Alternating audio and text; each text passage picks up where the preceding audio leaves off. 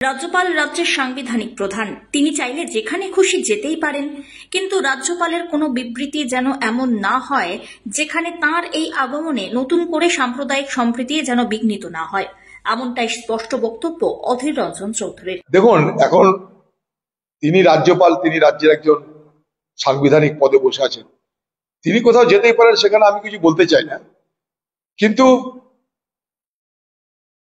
এমন কিছু যেন বার্তা না যায় যে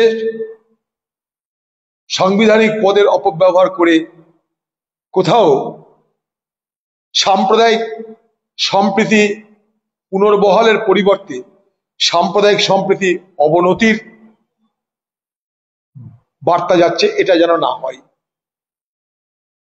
দ্বিতীয় কথা, যারা ঘর বাড়ি ছেড়ে চলে গেছেন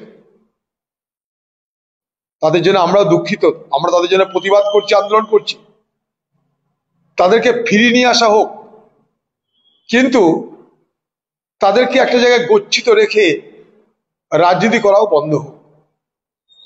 আমি সেদিন গিয়ে ওই এলাকার আমাদের পার্টির যারা মুসলিম নেতা আছে তাদেরকে আবেদন করেছি, তাদের সুবাদে সারা জেলার কাছে আবেদন করেছি যে মুর্শিদাবাদ জেলায় হিন্দুরা হচ্ছে সংখ্যালঘু, তাই মুর্শিদাবাদ জেলায় হিন্দুদেরকে যাতে তারা নিরাপত্তার অভাব বোধ না করে তার জন্য মুসলমান সম্প্রদায়ের মানুষকে এগিয়ে আসতে হবে।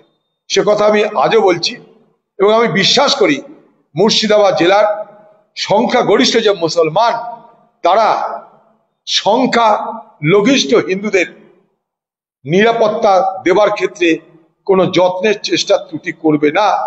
আমার জেলার মানুষের প্রতি আমার সে বিশ্বাস পূর্ণ মাত্রায় বহাল আছে। ব্যুরো রিপোর্ট, আজ বাংলা।